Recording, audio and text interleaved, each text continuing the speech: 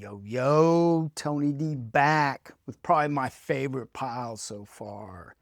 This is Image, Mad Cave, and I got an Avatar book in here. It's a good offering. Let's get into this bad boy. Scorched, 41. Totally love the cover.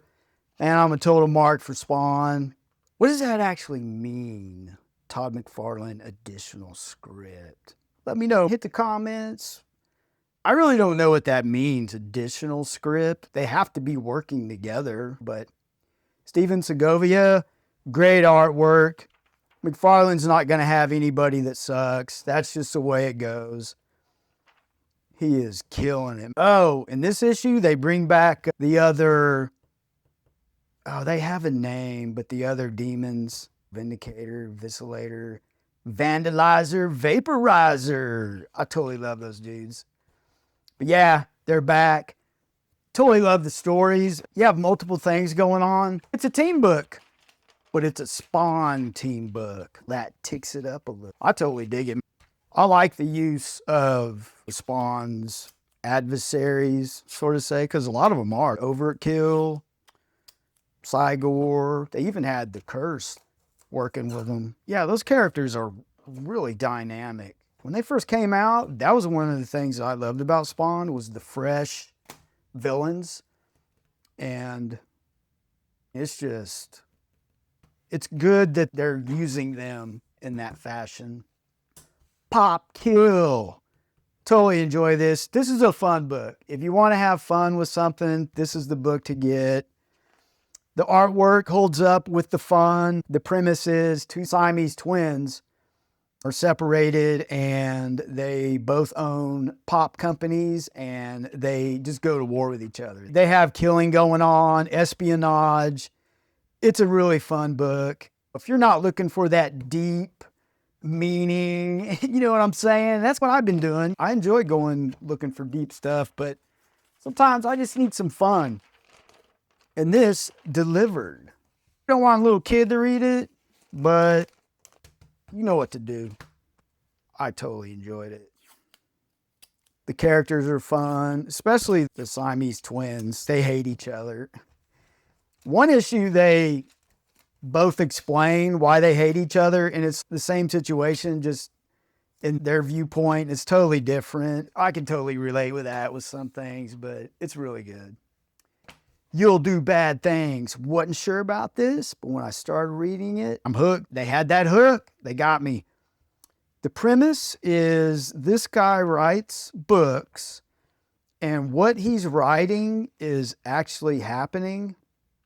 The artwork totally matches with this sense of deep tension. It's very tense because in the beginning, you don't know if this is a random serial killer, or is this coming out of, are they showing you what he's writing or thinking? But it evolves to a point where when he's writing, he knows he can change the events, but for some reason he's compelled to go the bad way, with the way that the serial killer does what he does. I think that's interesting. This issue right here was the one that really got to that. And I'll give you a quick niblet. It won't take that long, but he's writing his book. Yeah, like right here. Great artwork. He's right there, but this is just him in his mind thinking about what he's writing. He's writing this stuff, but these are real people in real life as well. And he's writing and thinking. If you're a writer, let me know. Does this resonate with you? I'm not a writer, but it was starting to make sense to me in this issue. This is him writing. And then he realizes as he's writing, he knows this is real. And this is the antagonist. He shows up. And they don't tell you outright that he's writing about this guy. I love the letting you figure it out, interpret it. Is this just a dark entity that just interjects itself while he's writing, or is he writing about this guy? Because the reason why I think it's a dark entity that jumps into his writing is because he mentions that, yeah, right here, he realizes, wait, yeah, and he's, what am I writing? I need to stop this. And he mentions that he has the ability to change this, but he doesn't. It just keeps going. It's very intriguing to me, the whole tension of it. He's aware something's going on, but I'm wondering if this dark, I'm calling it a dark force, the antagonist. I wonder if it's using him in a way. I could totally see a twist coming. Maybe, okay, here's my prediction. The writer is the serial killer. I'm going to do that. We'll see if I'm right. But the tension, the artwork, I know this has been done before where someone's writing and things, they happen in the real world. That's not an original idea, but I think that they're putting a fresh spin on it, which has really got me hooked. I'll probably do this dark mode. You don't want a kid to read it for sure, but it's good stuff. Black Summer, definitely reviewing this on dark mode. Warren Ellis and Juan Jose Ripe. This is totally awesome. I reviewed 0 and 1, and this is action-packed. This is what if, it's more of a, I'm going to say realistic approach to if people had superpowers. It would be, if you think about it, it would have to be something that we create or do. It would be less likely that mutants would be born or something like that, but it does that, and it does it well, where they create these superhumans that are just more human than anything. And one of them, look at that artwork. Man, Ripe is awesome.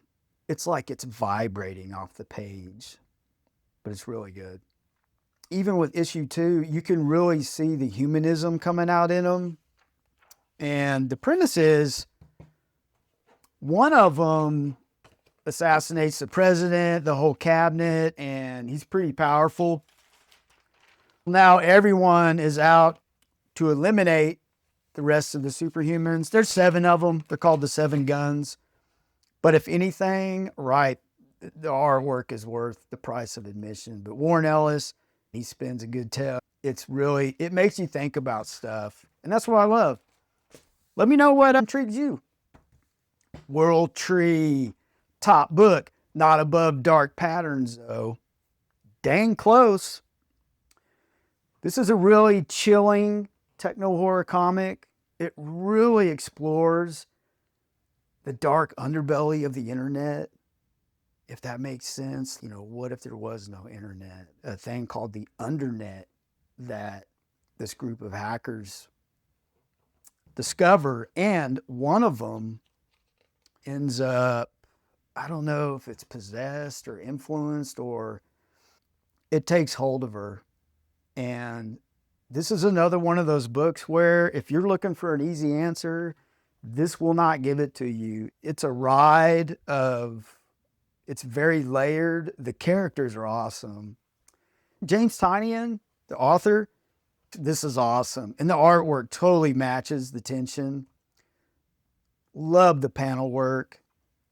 Issue 15, I think you could jump on 15.